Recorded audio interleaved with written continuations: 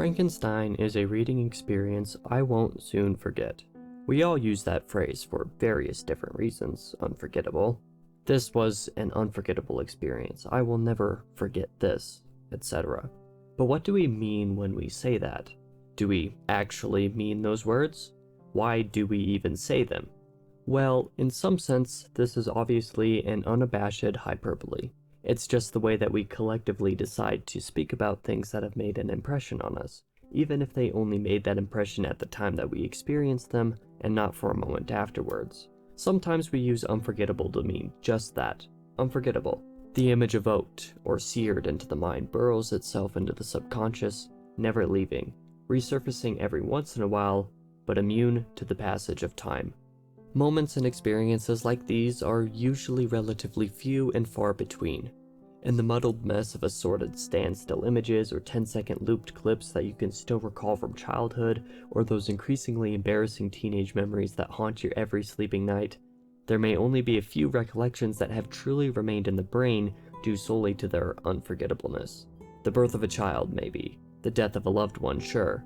Even otherwise insignificant moments that are regardless significant to you, like that first kiss with that one crush in high school, that one time you shot that winning 3-point and the crowd cheered for you, or the time dad said he was proud of you for accomplishing some Herculean task that you had no confidence in beforehand. Other times, we simply say unforgettable to describe an emotion, a setting, perhaps a place of mind that we were in when something happened.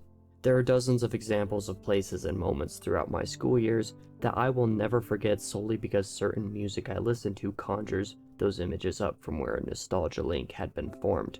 Trivium as a band will always be associated with autumn and early winter for me for this reason, from late October through December.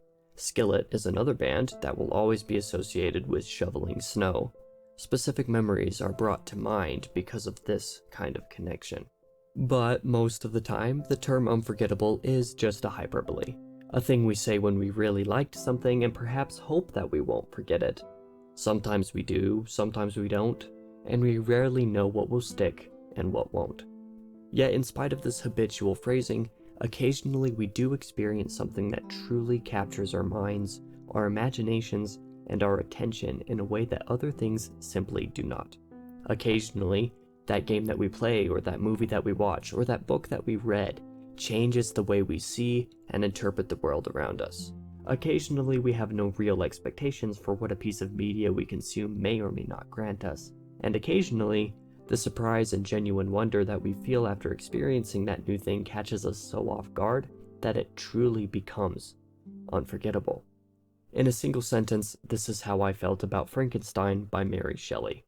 In a world with such an enigmatic and recognizable image as Frankenstein's monster, it's hard to imagine that there existed a time when the monster as we know it simply didn't exist. When all we had was the novel written by an 18-year-old English girl that the original Frankenstein film was simply inspired by. While the novel entitled Frankenstein or the Modern Prometheus is by no means an unknown or unheard of book, it isn't exactly the most widely read. If not for the Frankenstein's monster of the modern cultural zeitgeist, there's a very high chance that the creature wouldn't be nearly so popular as he is today. The name Frankenstein alone would largely be rather obscure, but even after over 90 years since the debut of the original Frankenstein film, it's nearly impossible to find somebody who isn't at the very least aware of the image of the greenish-gray, hulking, stitched-together monstrosity brought to life with electricity and magnets by the mad scientist Dr. Frankenstein. And most people, especially those with just that baseline knowledge of the creature, understandably figure that the Frankenstein novel, published over 200 years ago in 1818, is a simple, novelized version of what they've seen on screen, or at least something similar enough to that foundational recognition that they'll still enjoy the story. The problem with this assumption, of course, is the naivety of it, even if it is forgivable. Frankenstein is nothing like what we recognize in pop culture today, and that fact can come as quite the shock to those unaware of it. Most who do pick up the Frankenstein novel expect to find their preconceived ideals of the characters represented, i.e. a mad scientist who digs up corpses to sew together and electrify to bring to life. In doing so, the majority of those people will be thoroughly disappointed, due in no small part to how drastically different the characters are between the book and any film or TV picture featuring them.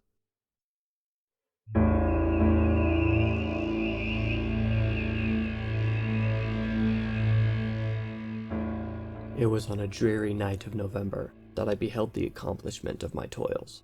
With an anxiety that almost amounted to agony, I collected the instruments of life around me that I might infuse a spark of being into the lifeless thing that lay at my feet. It was already 1 in the morning. The rain pattered dismally against the panes, and my candle was nearly burnt out when, by the glimmer of the half-extinguished light, I saw the dull yellow eye of the creature open. It breathed hard, and a convulsive motion agitated its limbs. How can I describe my emotions at this catastrophe, or how delineate the wretch whom with such infinite pains and care I had endeavored to form? His yellow skin scarcely covered the work of muscles and arteries beneath. His hair was of a lustrous black and flowing, his teeth of a pearly whiteness. But these luxuriances only formed a more horrid contrast with his watery eyes, that seemed almost the same color as the dun-white sockets in which they were set, his shriveled complexion, and straight black lips. Oh, no mortal could support the horror of that countenance. A mummy again endued with animation could not be so hideous as that wretch. I had gazed on him while unfinished. He was ugly then, but when those muscles and joints were rendered capable of motion, it became a thing such as even Dante could not have conceived. These are but a few passages from Chapter 4 of Volume 1 of the original 1818 text which Mary Shelley wrote. They describe the monster in a grim but vague manner, barely describing his appearance, and instead stating more plainly the feeling his presence exudes. These passages are not unique to this chapter. Several other sections of the story make a definite point to convey the horror of the monster's appearance, yet leaving the imagery itself to the imagination of the reader. Nor do these passages resemble anything that we've seen portrayed of the monster on screen. There is no mention of stitching together body parts dug up from random graveyards. There's no thieving of a brain from a lab or university. There's no explicit mention of magnets or electricity to bring the creature to life, quite simply left as the instruments of life, practices which Victor Frankenstein alone can perpetrate. There's not even the classic mad scientist's aha moment. In fact, nearly all of these things are quite the opposite in the original text. There's no definite background to the pieces from which the monster is created. The monster displays signs of incredible intelligence despite no known associated mental capacity. There's nothing beyond a mysterious spark that gives the creature breath, and Victor spends the entirety of the book in woe and dismay by the monster's sentience. It is no accomplishment of the doctor's, but rather a blemish on his conscience. Yet the effect of the horror is astounding. The lack of similarity between the Frankenstein's monster of the modern Prometheus and the Frankenstein's monster of the silver screen exist in distinct bubbles, entirely individual in utility and merit, though still foundationally connected. Frankenstein's monster in the movies is almost a lovable oaf from a pop culture perspective. He's slow, clumsy, and lacks any true or useful intelligence. Comparatively, the novel's version of it is, again, the opposite.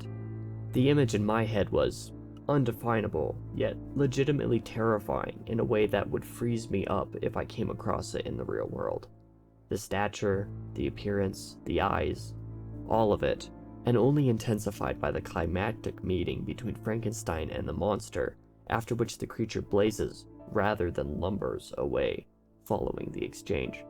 The monster is swift, capable of using its limbs in ways that no normal 8-foot human could, and in all exchanges between Victor and his monstrous creature, the monster does not show a lack of intelligence.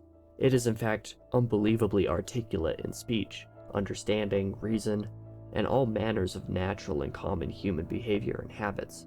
While the pop culture icon of the monster would be no pleasant sight, I think it's safe to say that almost everybody would prefer to cross that being than this one.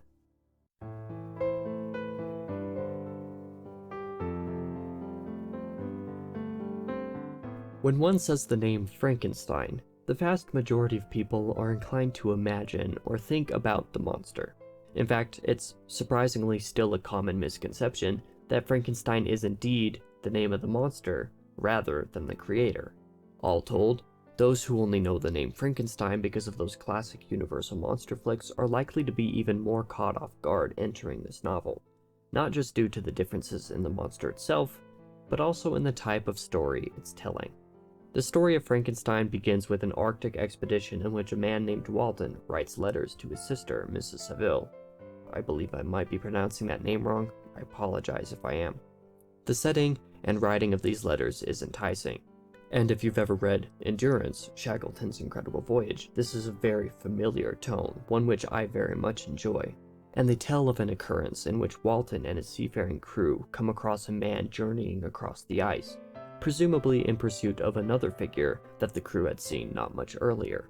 They welcome this man aboard, and he introduces himself as Victor Frankenstein. After the 4 letters that open the novel, Chapter 1 starts as a story within a story, the story that Victor Frankenstein dictates to Walton, who is in subsequence writing it all down for his sister. For all intents and purposes, the novel from this point all the way up until the effective epilogue titled Walton and Continuation is an autobiography of Victor Frankenstein beginning shortly before the creation of the monster, up until the point in which he was welcomed on board the expedition boat with Walton. During this time, much is learned about Frankenstein and his character, which is, much like the monster he builds, not quite the same as his portrayal in film. Those in the know of the cultural zeitgeist who are aware of Dr. Frankenstein's existence are most likely to describe the man as a raving lunatic or a mad scientist, and some may be inclined to classify him as a man of dark or even evil intent, one who wishes to bring forth the presence of malice into the world. But those who have read the novel know that these descriptions are almost entirely incorrect. Sure, Frankenstein has an insatiable urge to create something which he doesn't understand, which may be the inner touchings of a mad scientist buried in his psyche, but the rest of those descriptions are indeed quite contrary to the Frankenstein of literature. He is a man of science who wishes to break the rules, but that does not necessarily make him mad. He is rather reserved and inclined to keep the secret of the abomination he made close to his chest. And on top of this, he had no explicit intention to cause harm to anyone or anything by bringing life to the thing, though it is quite apparent that he at least didn't take any precautionary forethought into consideration beforehand either, leaving the idea of the consequences of his actions on the wayside. In fact, Victor Frankenstein did such a good job of pushing the idea of potential consequences for his actions out of his mind that he didn't even consider that when the monster just disappeared, he felt relief for himself and nothing for the rest of the world. It is only when harm comes to those he cherishes that he fully understands the gravity of the situation.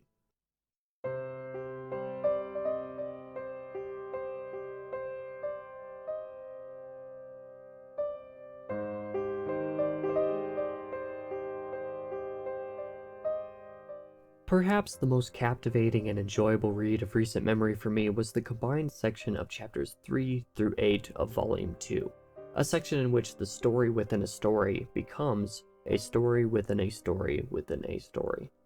Up to this point, Frankenstein has been telling his tale to Walton, but here, Frankenstein recounts his meeting with his monster and the tale that the monster told him. As was distinguished earlier, this monster is no bumbling buffoon, and in fact in the space of just a few years, learned how to speak fluently the language of his creator, and with an elegance of which even some other people within the novel do not speak. The tale of the monster is genuine. It is honest, it is beautiful, it is depressing. I have not felt such high highs and such low lows in such a small passage of reading as this. I loved every minute of it, although I hated the anticipation, waiting for the depressing turn that I knew it would inevitably take in the end. Frankenstein's monster tells of how he fled from the place he was made and how he learned to speak, and even read to an extent. He tells of his first attempt at trying to really approach society with the knowledge of language and speech, and how poorly that goes for him. He tells of the bitterness that grew in his heart for his creator, how much he wants to understand why Frankenstein would make him in the image of a wretch that terrifies anybody who merely glances at him. He tells of how he wanders and searches for the home of Frankenstein, and of how he stalks the man, simultaneously wishing to find the right time to confront the halfway father and halfway godly being, but also wishing to hurt the man so that the scientist may do his bidding.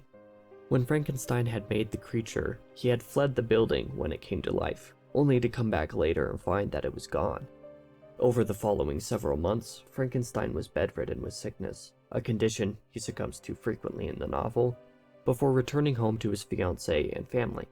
However, it is discovered that Frankenstein's youngest brother has been killed, and the guilt has been laid on a family friend, who is sentenced to death. Frankenstein has the suspicion from the onset of the news that it is the doing of his cursed creature, and it is confirmed in the monster's tale when he reveals that he came across the boy and murdered him upon the discovery of his relation to Frankenstein, and later left the evidence of guilt upon the friend who was put to death. In essence, the monster murdered two for the price of one. At this point, the monster leaves Frankenstein to live only with the promise that the scientist will create a second creature, a female, for the monster to take to wife, under threat of the monster taking whatever left Frankenstein may love or cherish. After much reluctance, the promise is made, but given time, the scientist ultimately destroys the workings of his second monster, unleashing the wrath of the first. Frankenstein's monster then murders Henry Clerval, one of the doctor's closest friends. Frankenstein marries his fiancée, and on their honeymoon tells of the dark secret of the monster, and before long fate strikes. With nobody left in his life, Frankenstein vows to destroy his creation, following it wherever it goes until being brought on board by Walton and his expedition crew. Only after becoming bedridden with sickness one final time, Frankenstein is finally murdered by the monster itself, an action which Walton walks in on before the monster flees. The cost of Victor's insatiable desire to break the rules of science was the wrath of science itself.